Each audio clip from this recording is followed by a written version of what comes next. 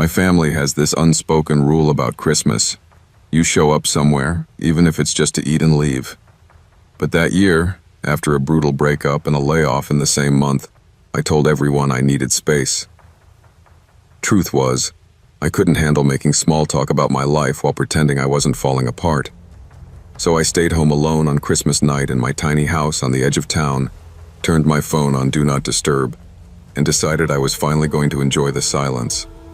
No notifications, no expectations, no one needing anything from me. The evening started peaceful enough. I made myself a sad little dinner, poured some cheap wine, and put on an old Christmas movie more for background noise than anything. Outside, the snow was coming down hard, making everything feel distant and muted. Around 9 p.m., as I was rinsing my plate, I noticed my router's lights flicker. The Wi-Fi cut out, came back, then dropped again. I sighed, assuming the weather was messing with the line, and decided I could handle one night without internet. Honestly, it felt almost symbolic. I slid my phone onto the counter, screen dark, and went to stretch out on the couch. Sometime around 10, I heard what sounded like a heel, or maybe a boot, step once on the porch. Just one sharp, heavy thud above the storm's muffled hum. I muted the TV and listened. Nothing. I got up, walked to the front window, and peeked through the curtains. The porch light showed nothing but swirling snow and the faint outline of my stairs. No car in the driveway. No figure at the door. I told myself it was just ice shifting or something falling over outside. I turned the TV back on, but I didn't turn the volume up as high again. About half an hour later, the house made another sound, this time distinctly inside. A soft, deliberate click, like a light switch being tested or a doorknob barely turned. It came from the hallway near the back bedrooms. My scalp tingled. I froze on the couch, eyes locked on the dark hall. "Hello?" I called out, instantly regretting the decision. My voice sounded too small and too aware. The only answer was the heater gently cycling on. I waited a full minute before I forced myself to stand up and walk toward the hallway. The bedroom doors were closed just as I'd left them. The bathroom light was off. I checked every room, even opened the closet in the guest room. Nothing. No sign of anyone.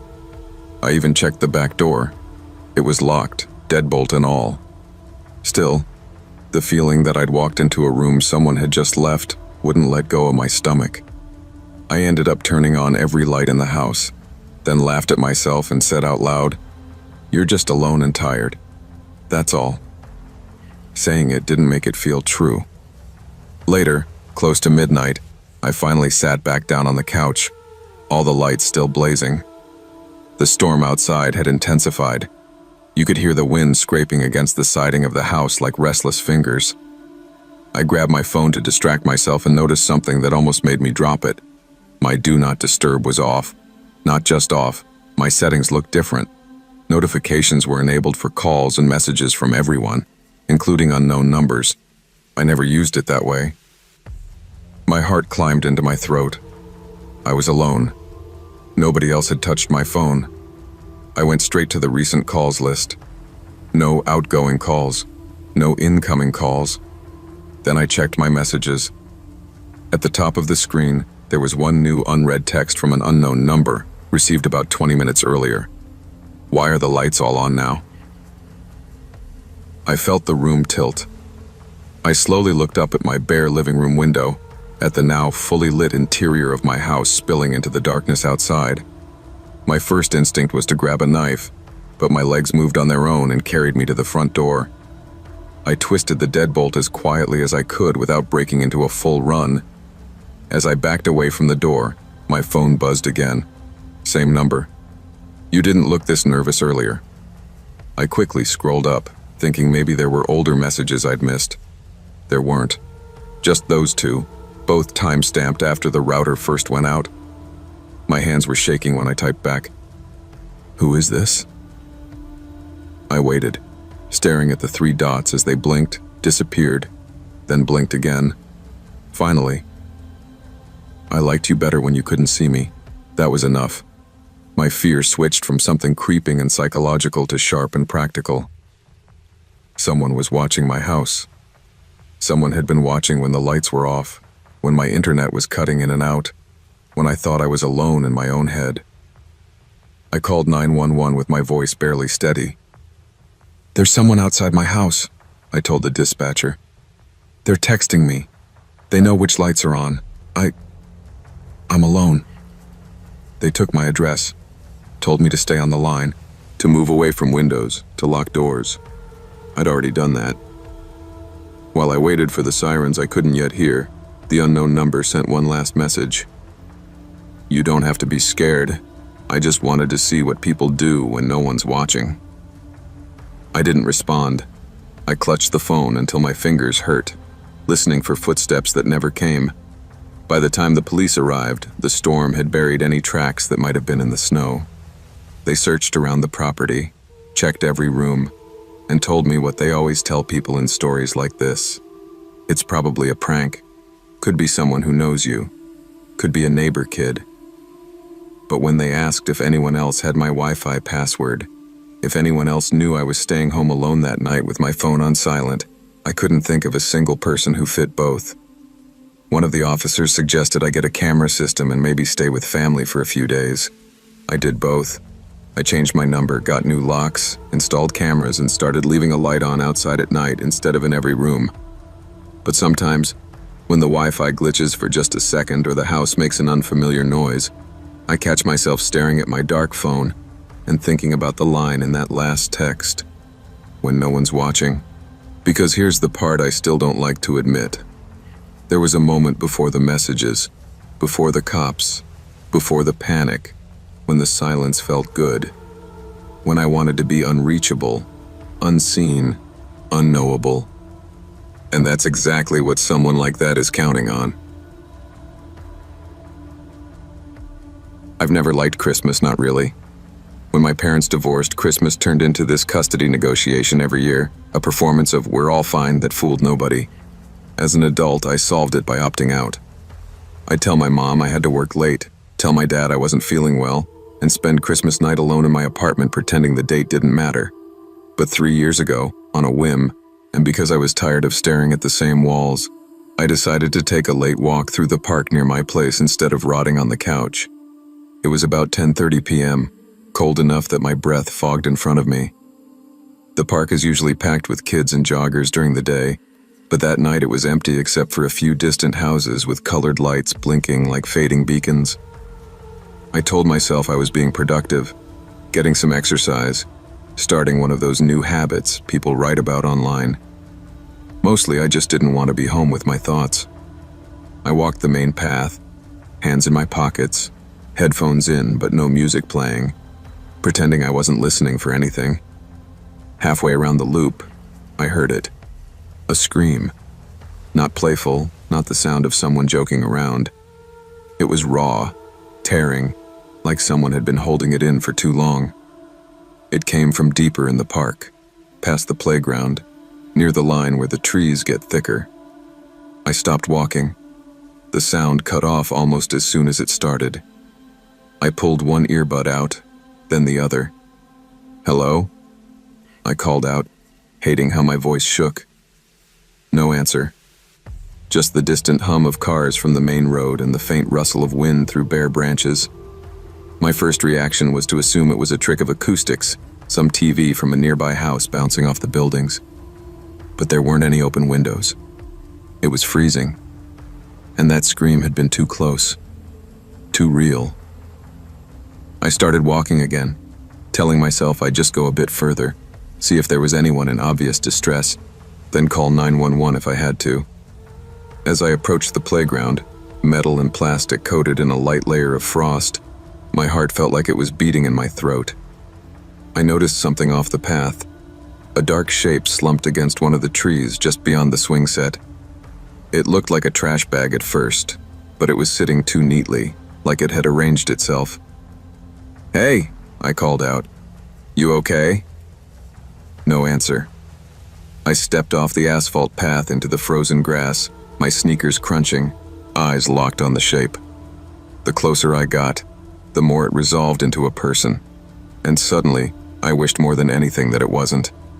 It was a man, maybe mid-30s, in a thin gray hoodie and jeans, no coat, no gloves. His head was tilted back against the tree, face turned slightly towards me, eyes open but unfocused.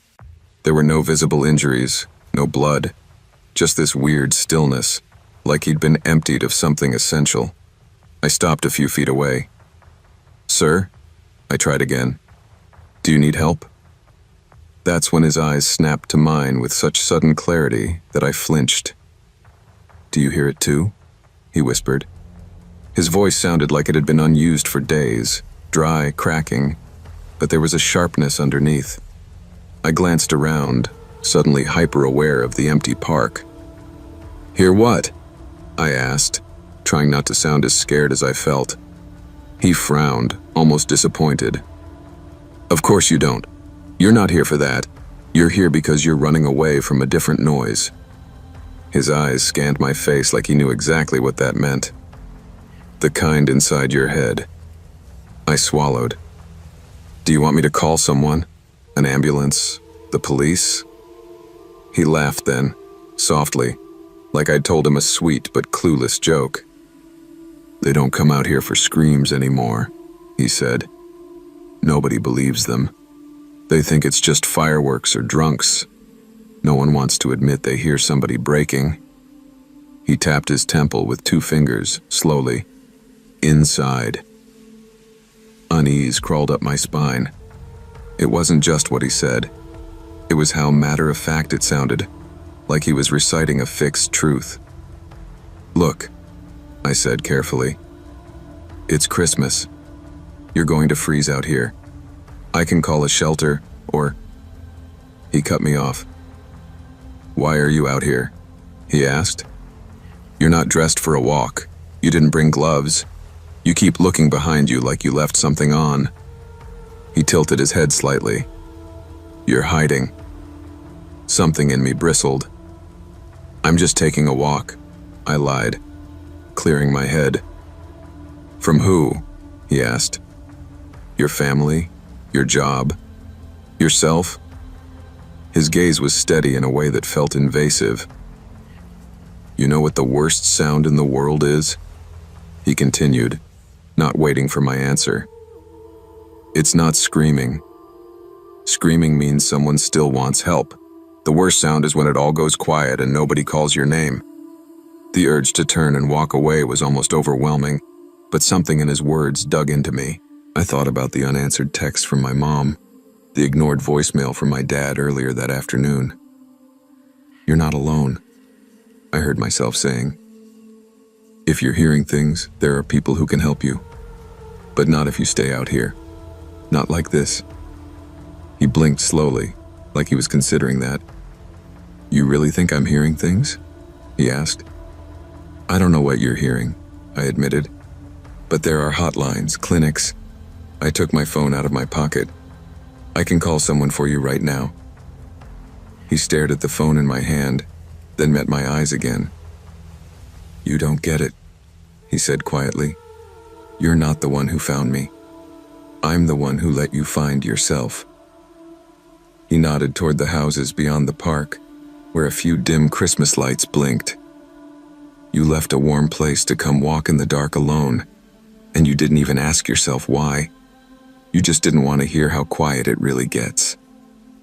Before I could respond, the scream came again. Louder this time, closer. But it wasn't coming from anywhere in the trees. It was coming from him. His mouth wasn't open. His body didn't move. Yet the sound poured out, this horrible, bottomless, agonized wail that clawed at the inside of my skull. I stumbled back, hands clamped over my ears, dropping my phone into the dead grass. It felt like that scream was inside my bones, vibrating everything that ever hurt. Then, just as abruptly, it stopped. I opened my eyes, gasping. The man was watching me with a calm, almost sympathetic expression. That's what it sounds like when you finally hear yourself, he said.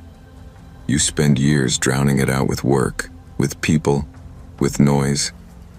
One night you turn everything off and walk into the dark, and there it is. You think it's coming from somewhere else, from someone else, but you're just listening to the echo. I wanted to say that wasn't me, that my life wasn't that bad, that I just didn't like Christmas. But the words felt empty, because there was a small, terrified part of me that recognized that sound, that had heard it in quieter, smaller versions in my own head for years. I didn't want to be like him, alone in the dark, screaming on the inside where no one could hear. I picked up my phone with shaking hands and backed away from him. I'm calling someone, I said, my voice hoarse. For you, for me. I don't care, but I'm not staying here. He nodded like I'd just passed some kind of test. Good, he said. Some people just sit down next to me and never get back up. He leaned his head back against the tree again, eyes drifting past me. Go home, he added. Answer your mother's texts. Tell your father you heard him. Let someone hear you before you sound like that. I turned and walked away, half expecting to hear the scream again, half expecting him to call me back. He didn't. I called the non-emergency police line once I reached the main road and told them there was a man in the park who might need help. They said they'd send someone when they could.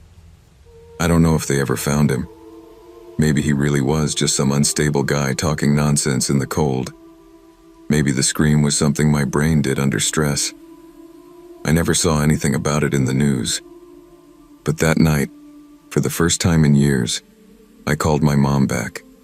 I let her talk. I told her I'd been lonely. I called my dad the next day and actually listened to him, instead of half resenting every word. And when the house got too quiet later that week, I didn't go for a walk. I called a therapist and made an appointment. I still think about that man sometimes. About the way he said nobody comes for screams anymore. About how long someone has to hurt before they finally get that loud. I used to think working in retail on Christmas Eve was the worst thing a person could endure. Endless lines, screaming kids, holiday music on loop until it claws at your sanity. Then I worked a Christmas night shift and realized the real horror starts after the doors lock and the music stops. A few years back, I was the closing manager at a small discount shop that tried very hard to look like one of those big box everything stores, but with half the staff and none of the security. Our Christmas sale had run late into the evening, and management decided to keep us open until midnight to catch last-minute shoppers. The holiday rush eventually died out, and by the time the last customer left, it was just me and an older cashier named Linda. The plan was simple: close at midnight, finish restocking, clean up the disaster the day had left, and lock up by 2 a.m. It was snowing hard enough that the parking lot looked like a blank page under the streetlights. By 12:20 a.m., we'd flipped the sign to closed, but as any retail worker knows, that doesn't stop people from trying the door. A few folks rattled it and peered in, saw us sweeping, and gave up. I was back near the toy aisle, reorganizing the carnage, when the chime over the front door went off. I frowned. The door was supposed to be locked. I called out, "Hey, we're closed for the night, sorry," expecting some apologetic last-minute shopper. Instead, a man's voice answered, "Sorry, I just need to use the restroom real quick, I'll be fast." I stepped into the main aisle and saw him at the front. Mid-30s maybe, dark beard, short hair, thick winter jacket zipped up to his chin. He held his hands out like he was surrendering. "Please," he said. "I've been driving all day, everything else is closed." I should have said no. Policy said no. But Linda gave me that look, the "it's Christmas, don't be an ass" look. I sighed. "Okay, bathroom's at the back, left of the stockroom door. But we're closing, so you gotta be quick." He grinned, too wide for the situation. "You're a lifesaver," he said, and walked straight toward the back. As he passed me, I got a faint whiff of something metallic and sour underneath his cologne, but I told myself I was imagining it. He disappeared into the single-occupancy restroom, The door shut. The lock clicked. I checked my watch. 12:27 a.m. I went back to stocking shelves, but found myself glancing down the main aisle every few minutes. At first, I didn't think anything of it. People sometimes take longer than they should, but by the time 15 minutes passed, unease pooled in my stomach. "He's been in there a while," I remarked to Linda. She shrugged, barely looking up from counting out the till. "Maybe he's sick." Another 10 minutes crawled by. Now we were past "maybe he's sick" and well into "this feels wrong." I walked to the back hallway and knocked gently. "Sir, everything okay in there?" No response. I tried again, louder this time. Still nothing. I didn't hear movement, flushing, running water, just the buzzing of the ceiling light. I was debating whether to get the key when headlights swung across the front windows, followed by the distinct crunch of tires on ice. A police cruiser rolled slowly into the lot and then stopped behind a single car that had been parked crooked near the entrance. Our lot was mostly empty by then. That car had blended into the mess of shoppers when I last looked, but now it was the only one left besides my own. The officer stepped out, shone his flashlight on the suspect car's plates, then walked to our locked front door and rapped on it. I hurried up, heart thudding. "Sorry, we're closed, but—" I began, and he cut me off with, "Ma'am, is the owner of that silver sedan inside right now?" I blinked. "I think so. He came in to use the restroom like half an hour ago." The officer's jaw tightened. He nodded once, brisk. "Point me to where?" We walked together down that long, too quiet aisle. My mind started doing that thing where it tries to fill in blanks with rational explanations, but my body had already gotten the message. Something is very wrong. When we reached the restroom door, the officer didn't waste time with gentle knocks. He banged hard, shouted, "Police, open up!" and listened. Silence. No shuffle, no startled cursing, nothing. He turned to me. "Do you have a key?" My hands shook as I dug through the small ring we kept under the customer service desk. When I finally found the right one, my palms were slick with sweat. He took it, unlocked the door, drew his gun, and pushed it open in one swift motion. The bathroom was empty. The light was on, the fan whirring, toilet lit up, but no one inside. For a moment, my brain couldn't compute it. "He went in," I insisted. "I swear he never came back out. The chime would have gone off. I didn't hear it." The officer scanned the small room, then looked up. He flicked his flashlight toward the ceiling, a drop ceiling with flimsy white panels. One of them was slightly askew, not enough that I'd noticed, but enough that someone trained to look would. "He went up," he said, more to himself than to me. He called something into his radio that I couldn't catch, then backed out and motioned for us to step away from the hallway. "Lock the front doors. Stay here. Don't go wandering around the store, okay?" Backup arrived faster than I thought possible. Within 10 minutes, 2 more cruisers pulled up, and officers entered quietly. They split up. 2 headed to the back, 1 stayed near us in the front. We heard muffled thumps overhead as they moved along the grid of ceiling tiles, voices low and calm. Every sound made me flinch. I couldn't stop thinking about how many times I'd walked under that ceiling alone when closing, trusting that the lock on the door was enough to keep the outside world out. Eventually, there was a sharp crash and a shout from the back, followed by, "Got him!" I would later find out they'd found him curled up above the restroom, wedged between beams, trying to stay perfectly still. He had a knife on him, and something far worse in the trunk of his car: duct tape, rope, zip ties, and a stained jacket that didn't look like it belonged to him. The officer on scene told me enough to make my stomach turn, but not enough to be cathartic. The man had been on the run for hours before he walked into our store. Earlier that night, he'd attacked a woman closing up a different shop across town. She survived, barely, and their security camera had caught part of his face and the first few digits of his license plate. They'd been combing parking lots near open businesses when they spotted his car in ours. The part that sits with me, that rots in the back of my brain is this. I had unlocked the door and let him in. I had pointed to the back hallway and said, "Bathroom's right there." I had given him a place to hide when he realized he was being hunted. I replay that Christmas night a lot. Not because I think I could have tackled him or saved the day, but because it showed me how thin the barrier is between just another late customer and someone whose name you'll hear on the news. We like to think monsters have a look, wild eyes, obvious danger. Most of the time, they just look like regular people grateful for a restroom on a snowy night.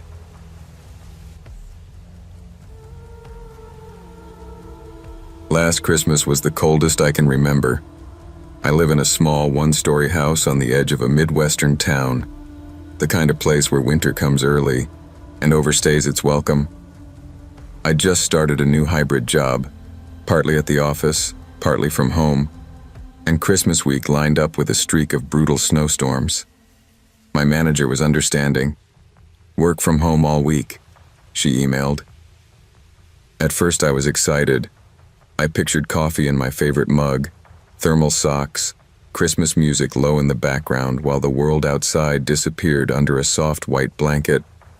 In reality, my home office was a cheap desk shoved under the bedroom window, and by Christmas night, I realized I hadn't spoken to anyone face to face in 3 days. That Christmas day, I barely left the chair. I logged off just after 8 p.m., shoulders aching and eyes burning from staring at spreadsheets and holiday sale numbers. Outside, snow was falling in dense, windswept sheets, the wind shaking the single-pane glass behind my monitor. I heated up a frozen dinner, washed the one pan I'd used, and decided to drag the trash bins to the curb so I wouldn't forget on pickup day. The cold hit me like a physical slap when I stepped outside. The world was so quiet it felt like I'd gone deaf. No cars, no voices, just the hiss of snow and the low moan of wind between houses.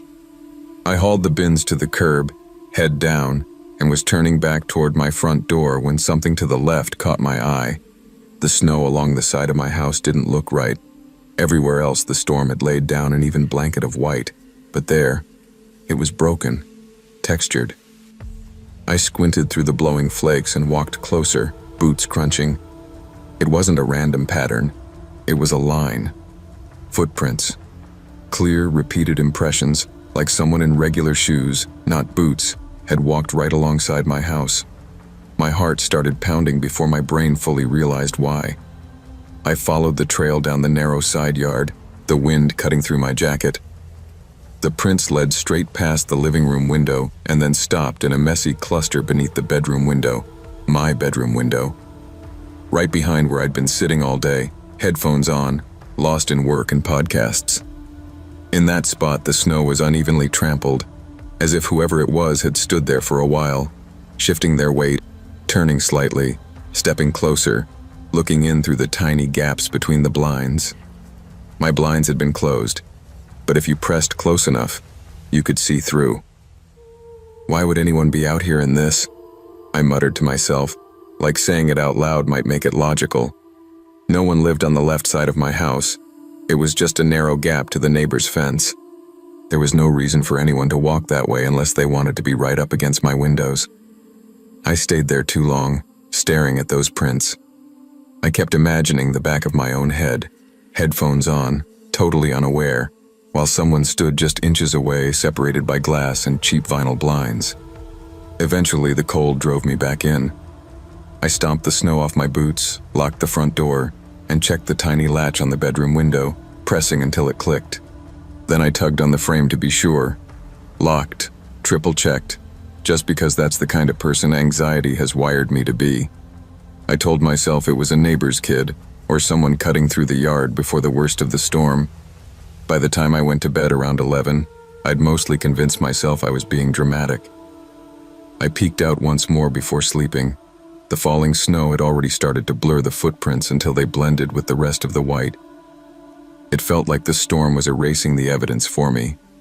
I slept surprisingly well. The first thought that popped into my head when I woke was the footprint trail. My body moved before I even really woke up. I swung my legs out of bed and went straight to the window in my t-shirt and pajamas. When I lifted the blinds, my grogginess vanished like someone had thrown cold water on me. New tracks. Fresh, crisp, unmistakable footprints punched into the snow, leading to the exact same spot under my window. This time they were the only prints in the entire yard. The snow around them was untouched, smooth, and glittering under the weak morning light. I just stared at them, my breath fogging the glass. Whoever had come back had done it while I slept, after I'd reassured myself nothing would happen. I grabbed my jacket and boots, forgetting to zip up properly, and went outside to check, needing to confirm what I already knew. The prints led from somewhere beyond my property line, stopped under my window again, circled slightly, and then doubled back, vanishing toward the street. No other disturbances, no vehicle tracks close by, no neighbor prints, just theirs. Back inside, my fingers numb and shaking, I called the non-emergency police line. "I'm probably overreacting," I started, hating how small my voice sounded. "But someone's been walking up to my bedroom window while I'm working and while I'm asleep." The dispatcher was calm, asked basic questions, said an officer would swing by when possible, and gently reminded me that with the weather and the holidays, they were stretched thin. I understood. What could they really do with just footprints and a creepy feeling? I tried to work that Christmas day, but my eyes kept darting to the window, my brain half listening for muffled crunches in the snow. Every time I looked, the wind had filled the footprints in a little more, smoothing their edges. By the time my shift ended at 8 p.m., the snow outside looked soft and untouched again, like nothing had ever broken its perfect surface. That should have comforted me. It didn't.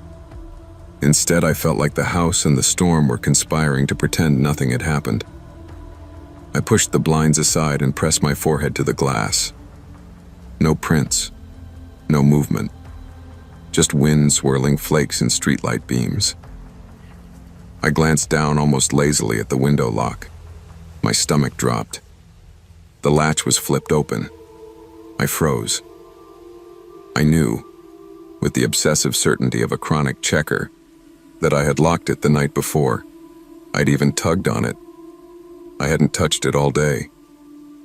I reached out with a shaking hand and pulled gently on the frame. The window slid up noiselessly, opening into my bedroom. No resistance, no sticky paint, just a quick, silent invitation. That was the moment something clicked in my brain. The tracks weren't just creepy, they were purposeful. Someone had come close enough to my sleeping face, separated only by a thin pane of glass and a cheap latch, to quietly unlock it, and I hadn't heard a thing. I backed away from the window like it might suddenly jump at me, grabbed my keys and coat, and left the house without even turning off my computer. I called the police from my car, parked in my own driveway, engine idling, heater off so I could hear if anything moved inside while I watched the dark outline of my house. 10 of the longest minutes of my life crawled by before a cruiser pulled up. The officer nodded at me, asked me to stay in the car, and went inside with one hand on his holster. Time got weird. A minute felt like 5. 5 felt like 30. I stared at my front door, expecting it to fly open at any second, but it stayed closed. By the time nearly 5 minutes had passed, my stomach twisted into a tight, cold knot. Something was wrong. Then the door did open. The officer stepped out, breathing hard, his face flushed with cold, and behind him, in handcuffs, was a man. Mid-40s, pale, stringy hair stuck to his forehead with sweat and blood. There was more blood on the officer's sleeve. The man looked wrong, not just dirty or unkempt. There was something hollow and calculated in his eyes, like he was disappointed the game was over so soon. He was hiding in a hallway closet, the officer said later, after backup arrived. Jumped me when I opened it. He's strong. You did the right thing calling. The man wouldn't stop staring at me as they walked him to the car, blood crusting on his cheek. I had this sudden, nauseating realization. He had probably watched me through that window for days. He probably stood inches away from me while I slept, watching the rise and fall of my breathing, fingers on the unlocked latch. The unlocked window wasn't the end of his plan, it was the beginning. I've been a security guard for a little over 8 years now, and I used to think Christmas night shifts were the safest. Most people are home with their families, offices are empty, and the worst I'd usually deal with was a drunk kid trying to sleep in the lobby. Last year proved me wrong. The building I'm assigned to is a glass and steel corporate block downtown, the kind of place that looks expensive enough that people assume there's something worth stealing inside.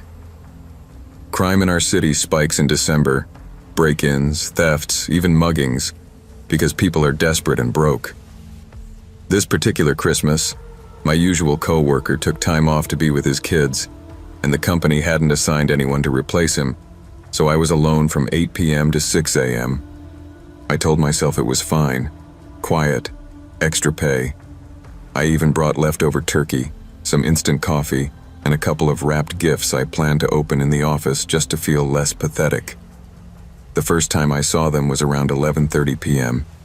I'd just finished my outside round and was standing by the front doors, watching the snow fall under the orange streetlights. Across the road, under a dead street lamp, 2 guys in dark winter coats were just standing there. No cars, no cigarettes, no phones out, just silhouettes facing my building. At first I thought they were waiting for a bus. Then I remembered that route doesn't run on Christmas night. I tapped on the glass like an idiot, half hoping they'd wave, half hoping they'd just leave. They didn't move, but something in my stomach did. I went back to walking my usual route. Ground floor, stairwells, back dock, parking lot. By the time I circled back to the lobby, they were gone.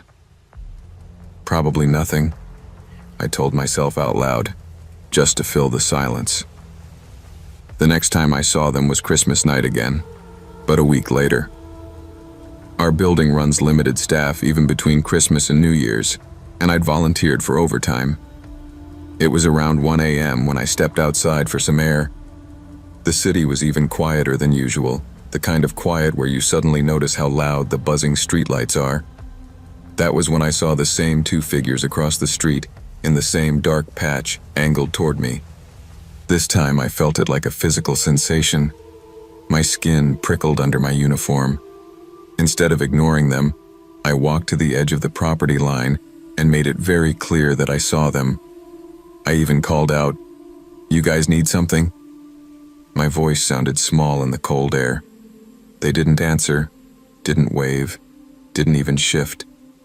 After a minute or two, they simply turned and walked down the block, disappearing between parked cars. The back of my neck wouldn't stop itching, but I told myself again, nothing happened, nobody got hurt, don't dramatize it. I tried to shake it off and concentrated on the mundane. Back inside, I checked the log, filled in some petty incident reports from earlier in the week, and eventually decided it was a good time for my Christmas dinner. Lukewarm turkey and instant mashed potatoes in the break room at the very end of a long hallway. I sat under a dying fluorescent light with my plastic fork, scrolling through group chats full of photos of other people's families, laughing kids, ugly sweaters. I turned my phone face down after a while. That was when I heard it. A sharp, hollow clank from somewhere in the hallway, like metal hitting concrete, but muffled.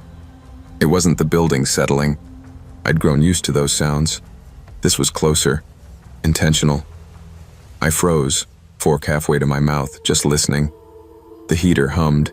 The vending machine rattled a little. Silence after that. Curiosity beat fear by a very thin margin.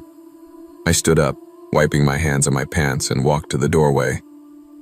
"Hello?" I called. Because that's what you're supposed to do, I guess. No response. I leaned out into the hallway. It stretched left, then turned sharply like an L toward the older side of the building, where there was an emergency exit stairwell we never used. The lights flickered once, that cheap buzzing that always made me think the bulbs were trying to quit.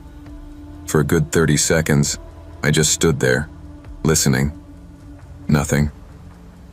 Probably the pipes, I muttered, and forced myself back to the table. I finished my food, but my appetite was gone.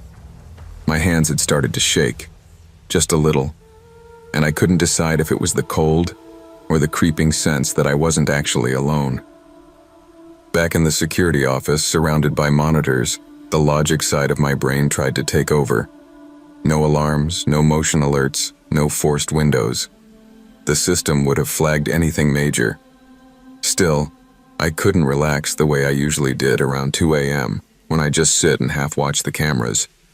I kept thinking about the two men across the street, about the sound in the hallway, about how empty this building really was. I told myself I was going to do one more round, mainly to prove to myself that it was all in my head. I clipped my radio on, grabbed my flashlight, and stepped out. The outside perimeter was dead. Fresh snow had started to fall, and there weren't even old tracks in it. Nothing had crossed the back lot in hours. My boots squeaked on the frozen ground as I circled the building. The quiet was almost peaceful, if it wasn't for my racing thoughts. When I finally went back inside and started down the L-shaped hallway, I felt that same itch between my shoulder blades. The corridor turned, and at the far end, behind a wired glass window, was the unused stairwell and the old emergency exit door. That door was a relic from when the building was first built. Heavy metal, off the security system grid, and sealed with an industrial padlock to compensate. I'd checked it 1,000 times on previous shifts. It was always locked, always dusty, always boring. Not this time. As I got closer, my flashlight beam caught something on the floor. The padlock. It was in two pieces, separated cleanly like someone had pried or cut it apart. The chain that usually held the door tight was hanging loose, swaying just a little as if someone had recently passed through. I remember this useless, absurd thought crossing my mind. They told me this building was dead on Christmas. My heart pounded in my ears. I didn't open the door. I backed away, walked as calmly as I could manage to the security office, and only when the door closed behind me did I run to the monitors. Rewinding the footage, I watched my own night unfold from angles I hadn't seen. There I was, standing outside under the awning, staring across at two men on the opposite side of the street.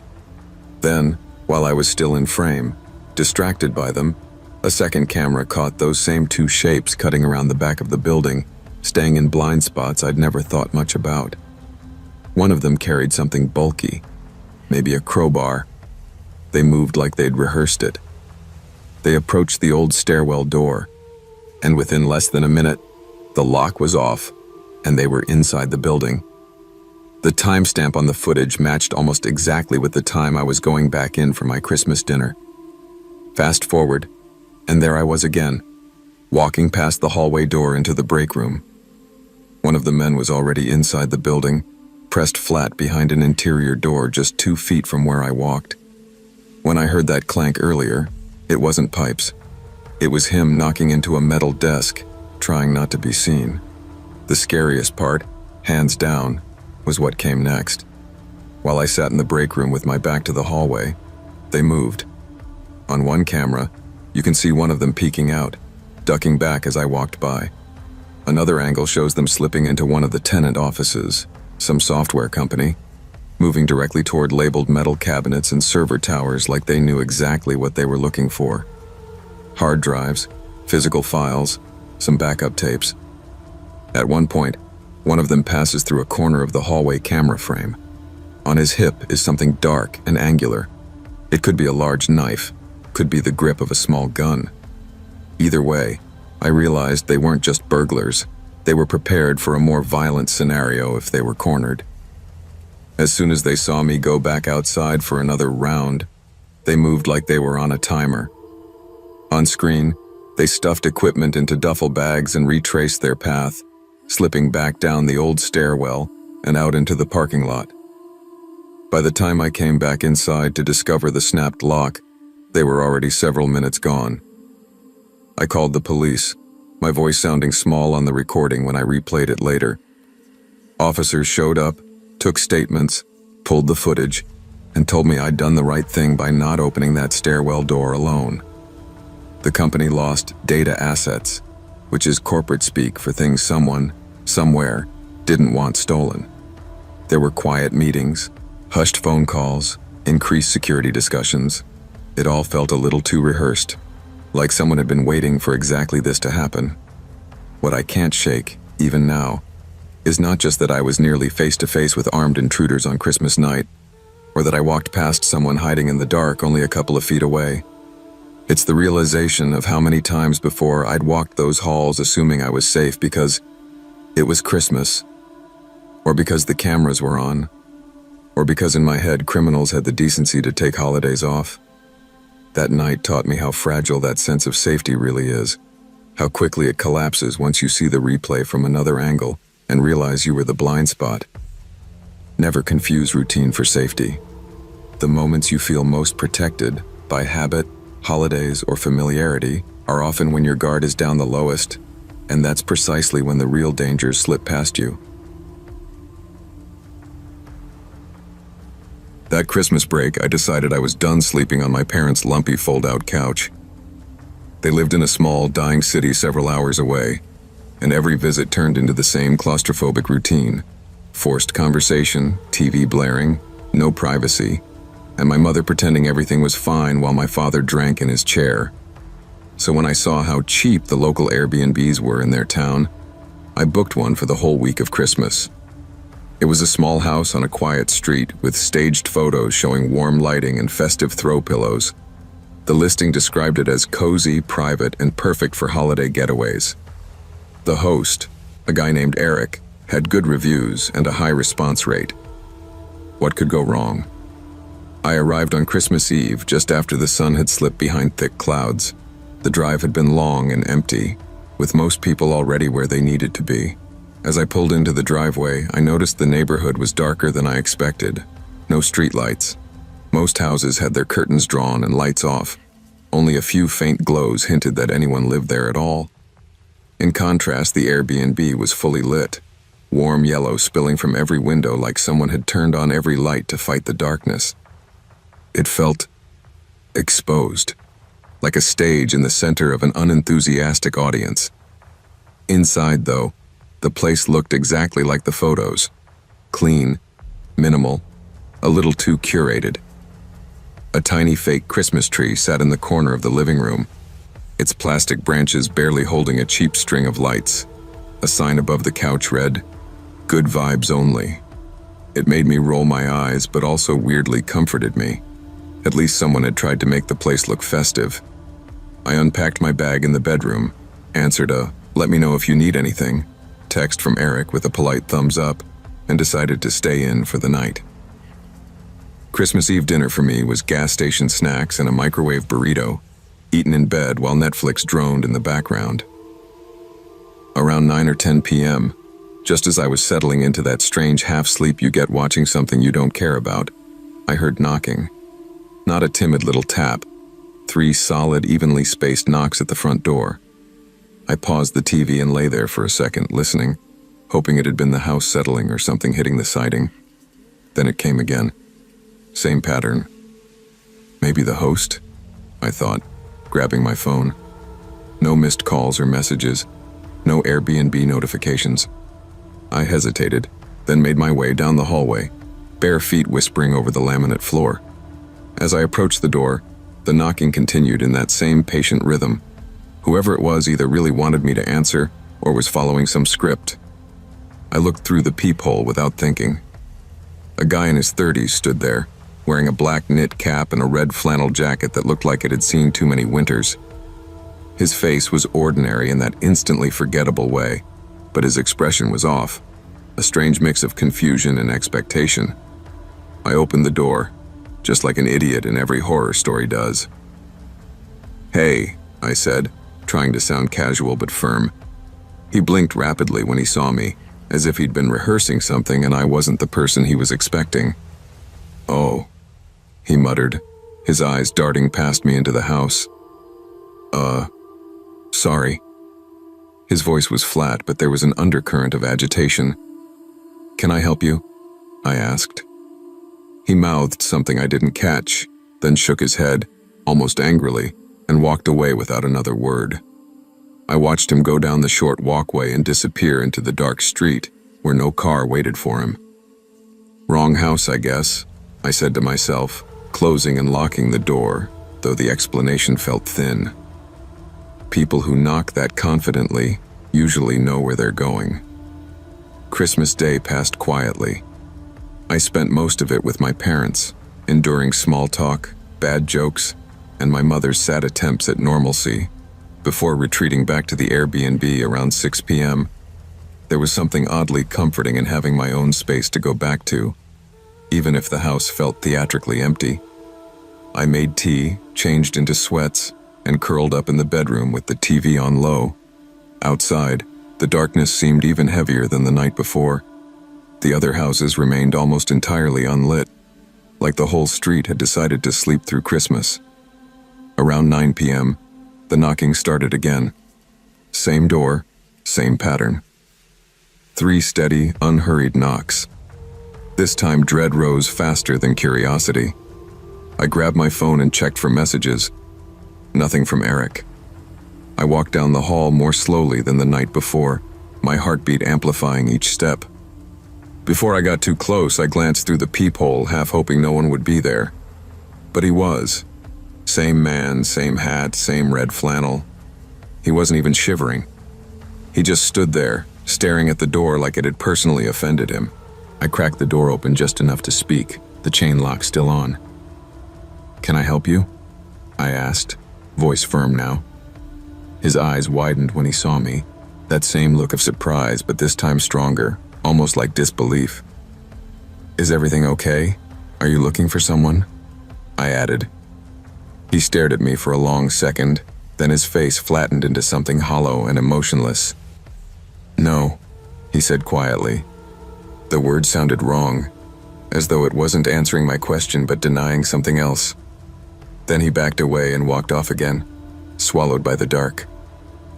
I shut the door, engaged every lock I could find, and walked back to the bedroom, leaving the door open so I could hear the rest of the house. Something about his reactions bothered me. If he had the wrong house, why return? If he needed help, why say nothing? The second no wasn't confusion. It was resentment, like I had ruined a plan by existing. I thought about messaging Eric, but what was I supposed to say? "Hey, some weird guy keeps knocking on the door and saying almost nothing. Merry Christmas." It sounded paranoid. I turned off the lights around midnight and tried to sleep, the faint glow of the TV illuminating the room as background noise. Sometime in the middle of the night, I woke up with that instant, wired awareness that something was wrong.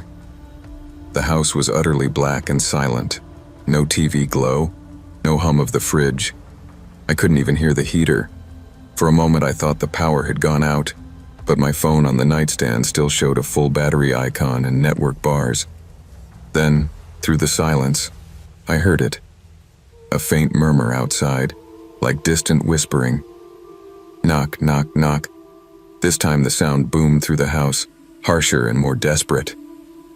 I swung my legs out of bed, my heart thudding against my ribs. The hallway beyond my bedroom door was pure darkness. My hand fumbled for the light switch. Nothing. I grabbed my phone, using its screen to cast a small circle of light, and stepped into the hall. The knocking continued, shaking the flimsy front door in its frame. As I crept toward it, I caught a flash of movement in the side window at the end of the hallway. A shadow darting past, too fast and low to be the guy I'd already seen. I stopped just short of the entryway, my stomach twisting.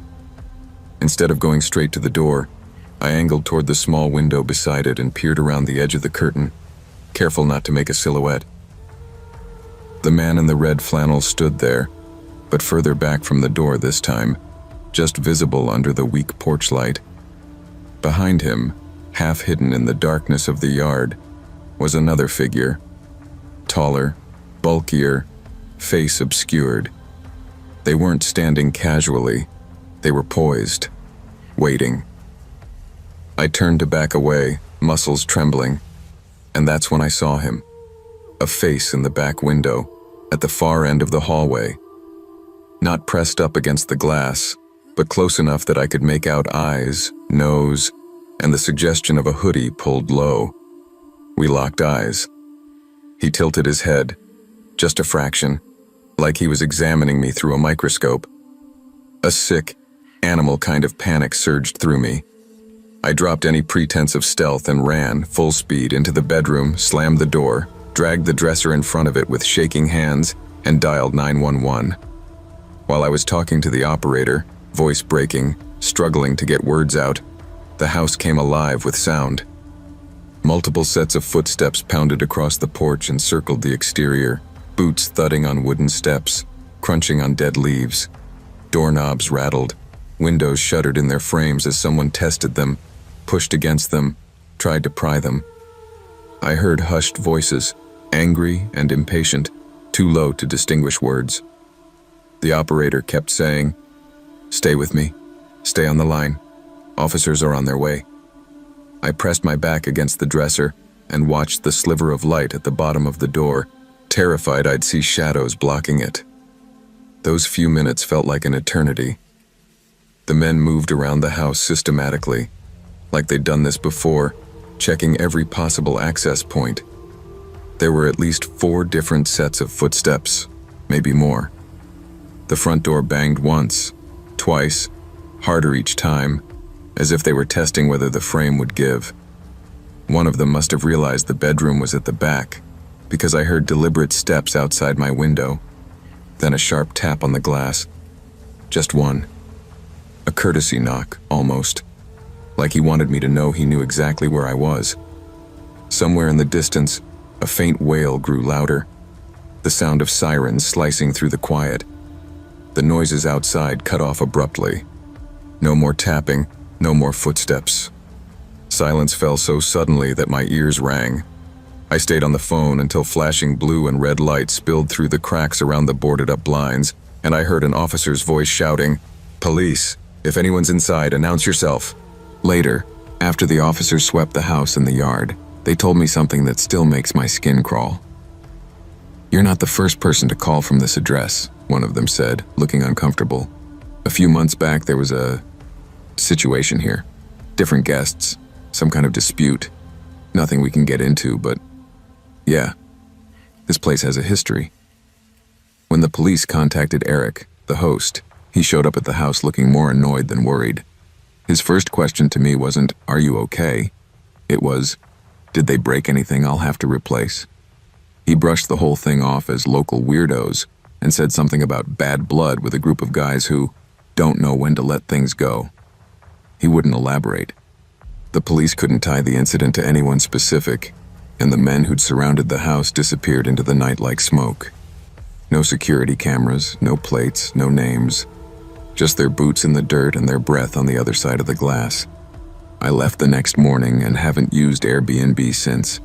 I still think about those first 2 nights, the way the man at the door looked genuinely surprised to see me, not hostile yet, just thrown off. I think they expected someone else, maybe a past guest, maybe Eric himself. Maybe they thought I was hiding him. Maybe they didn't care who answered as long as someone did.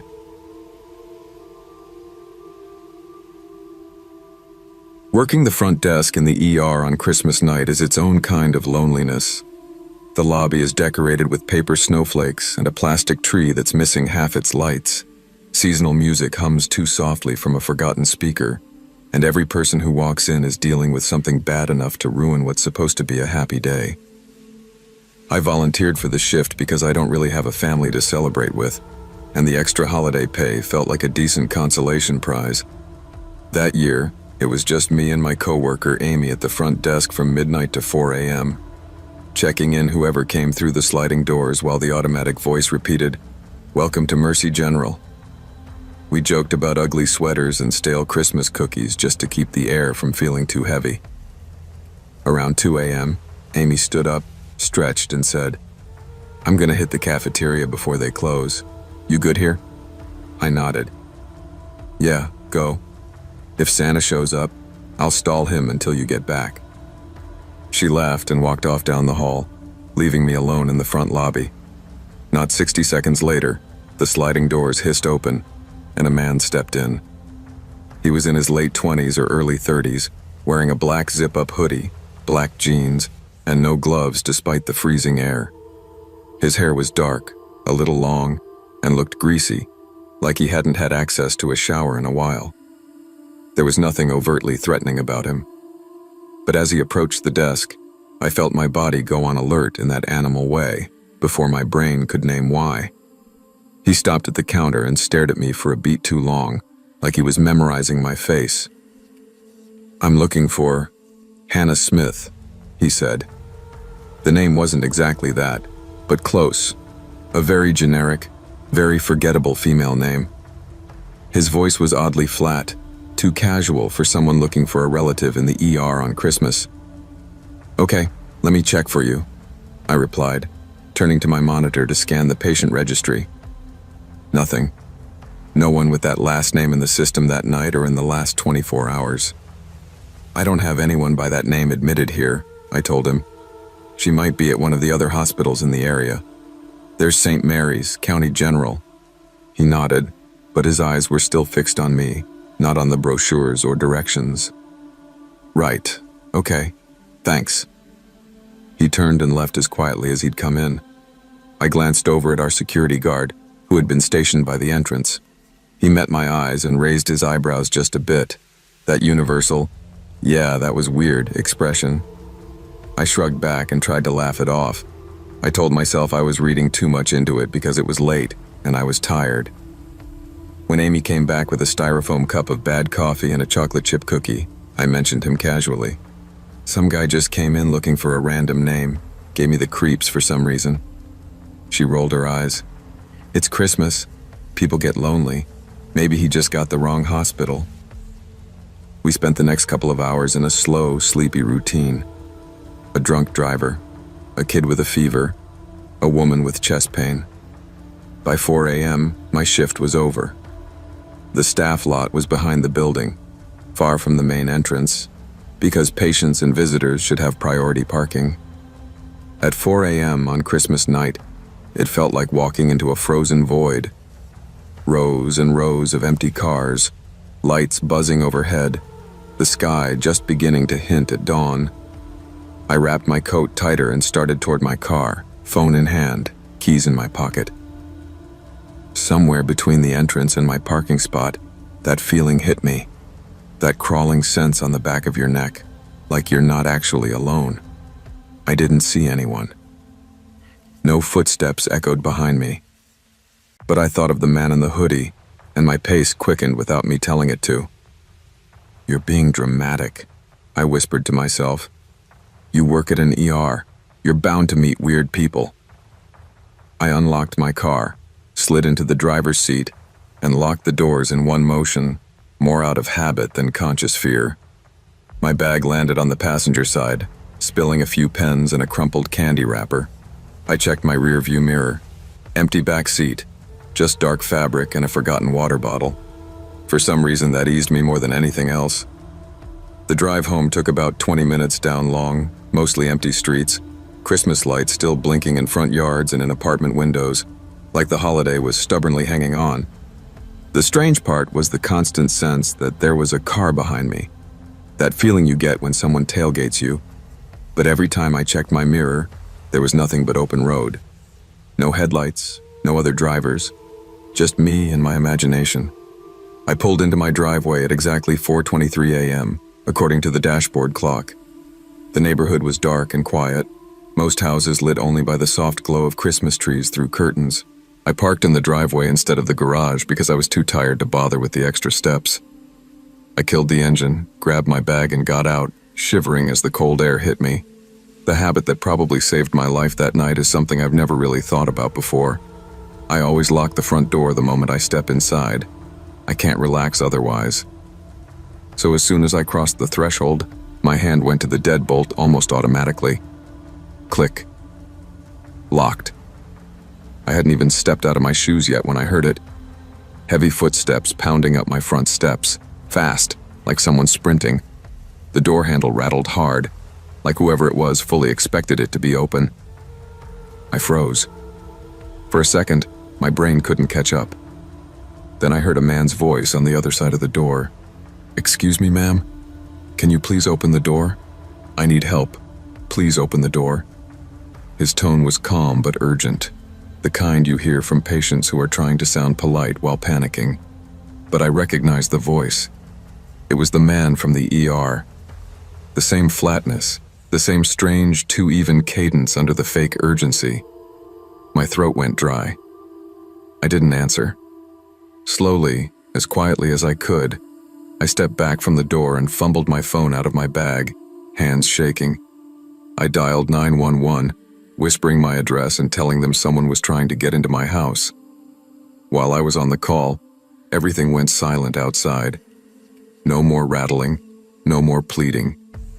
When I finally dared to look through the peephole, I saw the back of him as he jogged away down the sidewalk and melted into the dark. Black hoodie, black jeans, same messy hair. I don't know how long I stood there before the red and blue lights finally washed over my living room walls. An officer came to the door, took my statement, walked around my property with a flashlight, and then he said the sentence that made my skin crawl more than anything that had happened so far. "Did you know your back car door is still open?" I hadn't used the back seats in days. The realization hit in slow, sickening waves. He hadn't followed me by car. He had been in my back seat the entire time I drove home. I had checked my mirror, not my car. The officers pulled the hospital's security footage later that day. The man had been pacing outside the sliding doors for almost an hour before he came in. He'd watched me, watched which badge I wore, where I clipped my keys, what my routine looked like when my shift ended. Later, they tracked him to a cheap motel across town. He'd been living out of his car, picking random women who worked nights, following them, learning their patterns. When they questioned him, he wouldn't admit to planning anything violent. He just kept saying, "I just wanted to talk to her. I just wanted to see her again. She was nice to me." As if that explained hiding in the back seat of a stranger's car on Christmas night and trying to force your way into her home. Sometimes people ask why I still work the night shift after that. The honest answer is that I don't fully trust daylight either. What I learned that Christmas is that danger doesn't always look like a stranger in a mask. Sometimes it looks like a quiet man in a hoodie asking for a name you won't remember. It looks ordinary. It blends in until it doesn't. Being kind in your work doesn't require you to ignore your instincts. You don't owe anyone access to your personal space or your home, no matter how harmless they seem. Respecting your own boundaries might be the only line between suspicion and tragedy. I always thought Christmas alone would be peaceful. That year, I convinced myself staying in my small rented house instead of going to my parents' place would finally give me the grown-up holiday I always imagined. Cheap wine, horror movies, and leftover Chinese takeout instead of forced cheer and fake smiles around my father. It was snowing hard all Christmas Eve, the kind of snow that piles up against doors and silences the world. By Christmas night, the storm had turned into a full-on whiteout, and every weather alert on my phone insisted travel was a terrible idea. So I dimmed the living room lights, turned off the lamp by the window, heated up leftovers, and queued up a horror movie marathon on my TV, pretending the storm outside was just part of the ambiance. Around 9:30 p.m., the wind had picked up so much that the house seemed to inhale and exhale with each gust. I remember thinking, if the power goes out, I'm screwed, but weirdly excited at the thought of candles and shadows. Halfway through my second movie, my eyes started doing that unfocused thing where you're looking at the screen but not really seeing it, just letting sounds wash over you. Out of nowhere, in the corner of my eye, something moved against the far wall of the hallway. A shadow. It darted across like someone had walked past the open bedroom door. I straightened up instantly and paused the movie. The house went dead quiet except for the storm and the faint hum of the fridge. "Hello?" I called out. My own voice sounded wrong, too loud and too small at the same time. I got up, forcing myself to walk toward the hallway. My living room bleeds into the hall where the bathroom and my bedroom sit at the end, so there aren't many hiding places. I flicked on the hallway light and scanned the floor and doorways. Nothing. The bedroom door was half closed, just like I'd left it. The bathroom door was wide open, dark inside. I told myself it had to be a car passing, lights bending weirdly through blowing snow, except there hadn't been a single car since the storm really started. I shook it off and went to the kitchen to top off my glass of wine.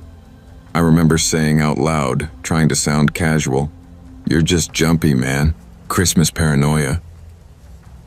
When I came back and sank into the couch, I unpaused the movie just to have something talking at me. But I was listening more to the house now. The wind, the occasional crack of settling wood, the old heater's whine. Then, as the movie hit some tense scene, I saw another shadow. This time it moved across the wall behind the TV, just above it, like something or someone just leaned out from the hallway to peek at me, then pulled back the instant I looked. I whipped my head toward the opening. No one, but my heart was racing in this sickening, hollow way that felt like I'd swallowed ice. "If someone's here, this isn't funny," I said, voice already shaking. No answer. Just the storm flinging snow at the windows. Something about the silence pressed on my chest. I turned all the living room lights on, then walked slowly through the entire house. Bedroom, bathroom, kitchen, even the small storage closet by the back door. I opened cabinets, pulled the shower curtain aside, checked every corner I could think of, knowing logically that there wasn't really anywhere for a full-grown person to hide. And yet, I couldn't shake the feeling I was intruding in my own home. Like someone had been here long enough to consider this place theirs, not mine. After that, sitting back down felt impossible. So I decided to call it a night. Maybe a hot shower and my weighted blanket would reset my brain. Upstairs in the tiny bathroom, I let the water run hot and stepped in, trying to focus on the sound of it hitting the tub instead of the wind battering the house. I closed my eyes, pressing my head against the tile, breathing in the steam. That was when a sound tore through the house. A single thunderous slam that felt like it hit the bones of the building, and mine. The floor vibrated under my wet feet. I froze, water still hitting my shoulders. For a moment I told myself it was just the wind throwing something against the siding. But deep down, I knew this sound came from inside. Heavy, angry. I shut off the water, hands shaking, and grabbed the towel, barely drying off before throwing clothes on over damp skin. The second I turned off the bathroom fan, the silence hit me like pressure. No creaks, no heater, not even car noise from the distance. Just the storm outside and my own breathing. I opened the bathroom door slowly and peered down the stairs. Every instinct screamed at me to stay put and lock the door, but curiosity and fear are twisted siblings. I descended step by step, bare feet cold against the wood, ears straining for any shuffle or breath that didn't belong to me. The living room looked normal at first glance.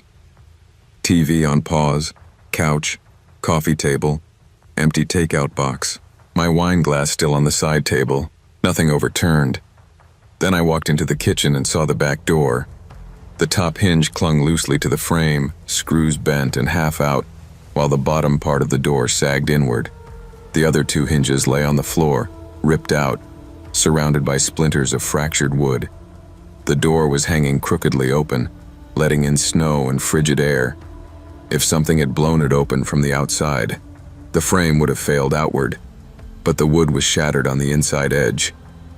Whoever had done that had been inside, leaving. My throat went dry. My hands moved faster than my head. I bolted for the stairs, nearly slipping, and locked myself in the upstairs bathroom with my phone. When I called 911, my voice didn't even sound like mine. I told them someone had broken into my house and destroyed my back door. While I waited, I sat on the edge of the tub, staring at the crack under the bathroom door, convinced at any second a shadow would stop there, blocking even the sliver of light from the hallway. Every creak of the house felt like footsteps. Every gust of wind like a breath at the keyhole. When the officers finally arrived and checked the house, they confirmed what my eyes already knew, but my brain refused to accept. The door had been blown off its hinges from the inside. "Looks like someone hit it from in here, not from out there," one of them said, crouching to examine the shattered frame. Like they swung it open too hard, got pissed, and it slammed back, hard enough to rip right out. I stood there in the kitchen, hugging myself, thinking about the shadows I'd seen. They hadn't been tricks of light or a mind poisoned by horror movies and red wine. Someone had been in my home for hours, moving just out of view whenever I turned my head, watching me pretend to relax on Christmas night. I don't know how long they were here, or how they got in, or what they were doing before they decided to leave violently. That's the thing that haunts me more than anything, the not knowing. I moved out by the end of January. I still hear that slam in my sleep sometimes, the sound of someone leaving my house like they were offended by my presence in it. Listen to your instincts. When your brain tells you something is wrong, don't gaslight yourself into ignoring it. Locks, lights, and calls for help can feel paranoid, until the one night real danger is standing in your hallway, watching you trust your fear less than you trust your own denial.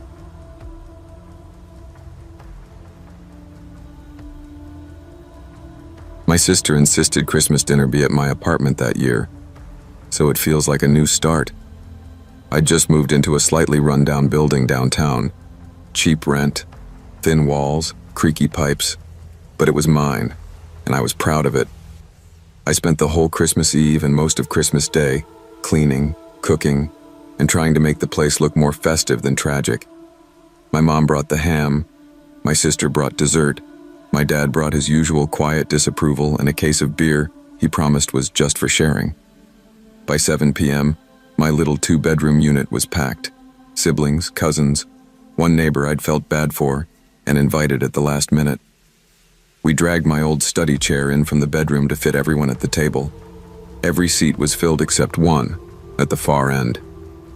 "That's for Uncle Mark," my mom said without thinking, then stopped, her face tightening. My uncle had died 2 Christmases before. A heart attack alone in his apartment 3 floors below mine, in this same building, before I ever moved in. I hadn't known him well, but my mom adored him. She tried to brush it off with a forced laugh and started passing the potatoes, but the comment hung in the air. "We don't need the extra chair," my sister said quietly, and my dad pushed it a bit away from the table, like that would erase the awkwardness. We all dug into the food, the noise rising again, silverware, clinking glasses, my youngest cousin firing off questions about Santa into the chaos. About halfway through dinner, when everyone was talking over each other, my neighbor leaned in and asked, "Did you guys hear about the old tenant in this unit?" I shot him a glare, shaking my head slightly. Not the time. But he didn't get it. "They say," he started, before my mom cut in sharply. "We're not doing ghost stories at the table, Ryan." The room went a little too quiet for a second. Then my cousin knocked over his drink, my dad swore, and the moment broke into the usual holiday mess. Still, the tension never fully left. It was only when dessert came out, pie, coffee, awkward toasts, that I noticed something. My apartment door, the one we'd triple locked out of habit, was standing just slightly open. Not enough to see the hallway, but enough for a draft to slip through. I knew I'd locked it. I'd checked it 3 times earlier while pacing between the kitchen and living room. "Did someone go out for a smoke?" I asked. Everyone shook their heads. My dad went over, checked the locks, shut it firmly, muttering something about these old doors never closing right. He brushed it off, but after that, people stayed a little closer to the table, as if the hallway itself was uninvited. As coffee was poured, my mom set out one more mug than we needed and placed it in front of the empty chair at the far end. She froze for a heartbeat, hand still on the mug, then quietly slid it back into the cabinet and laughed it off. "Guess I can't count tonight." But from that point on, everyone avoided looking directly at that chair. My youngest cousin, usually loud and fearless, kept glancing at it, then at me. Finally, in a small voice she whispered, "Who's breathing?" I frowned. What do you mean? She tilted her head, listening. I hear breathing, over there. She pointed straight at the empty chair. The radiator hissed. Pipes groaned. Someone cleared their throat. We all told ourselves that was it. But as the night ended and people gathered their coats, the air in that corner of the room felt noticeably colder. My mom hugged me a little too tight at the door and said, "He would have liked this, you know, you having everyone together." After everyone left and the apartment went silent, I walked back to the table to start cleaning. One fork lay on the table in front of the empty chair, smeared with gravy. I hadn't put it there. And under the chair, on the worn hardwood, was a faint, wet impression, like the outline of a shoe print, melting snow that shouldn't have been there. We like to think we control who is invited into our homes and into our lives, especially during family gatherings and holidays. But the past, and the people bound to it, don't always respect closed doors or forgotten stories. Honor what you've lost, but don't pretend it isn't still there in the room with you, shaping your choices, your fears, and sometimes even your guest list.